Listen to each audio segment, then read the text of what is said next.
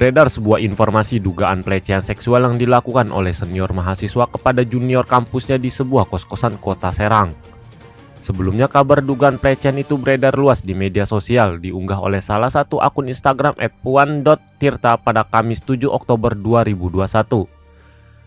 Dalam postingan tersebut terlihat tulisan mengecam keras tindakan pelaku pelecehan dan kekerasan seksual.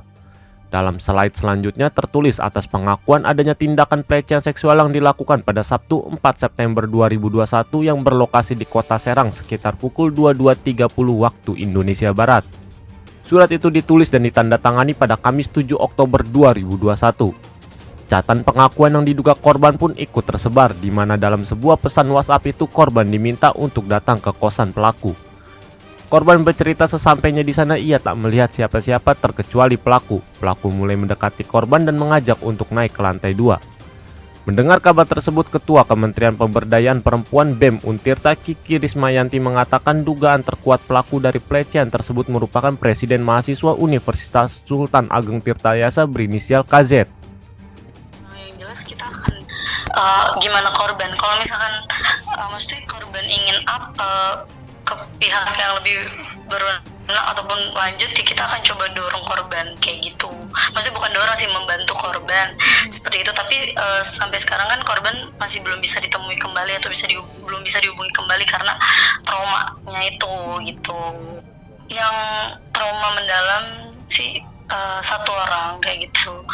Untuk yang lainnya masih di cross check, Kak. Korban, maksudnya ada korban yang lainnya atau bagaimana itu masih kita cross check. Tapi yang maksudnya yang sudah jelas sesuai kronologinya itu satu orang. Kemudian dari tindak lanjut dari Puan Tirta sendiri, ya kita akan mendorong rektorat juga untuk segera mempublish SK Kampus Ramah Perempuan yang telah dibuat oleh Menteri Pemberdayaan Perempuan BMKBM dari tahun 2020 sampai sekarang kayak gitu. SK Kampus Ramah Perempuan yang sudah kita buat gitu, agar ada follow up lebih dari rektorat. Seperti itu sih kita mendorong. Kronologinya untuk kronologinya kita masih belum bisa spill sepenuhnya sih, Kak. Untuk sekarang yang kalau terkait kronologi mungkin bisa dilihat di IG Puan terlebih dahulu kayak gitu.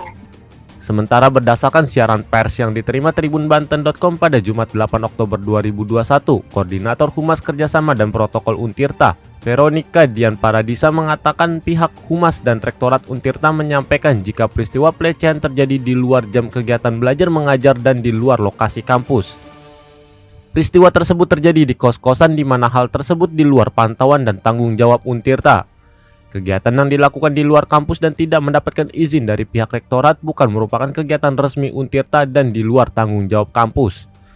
Pihak rektorat pun akan mengambil tindakan tegas berupa cuti kepada terduga pelaku hingga proses ikhran di mata hukum. Selain itu, terduga pelaku akan dicopot secara tidak hormat dari jabatannya sebagai Presiden Mahasiswa Untirta jika memang terbukti bersalah. Pihak rektorat akan melakukan pendampingan terhadap korban dalam bidang hukum dan psikolog agar korban bisa melakukan aktivitas seperti sedia kala.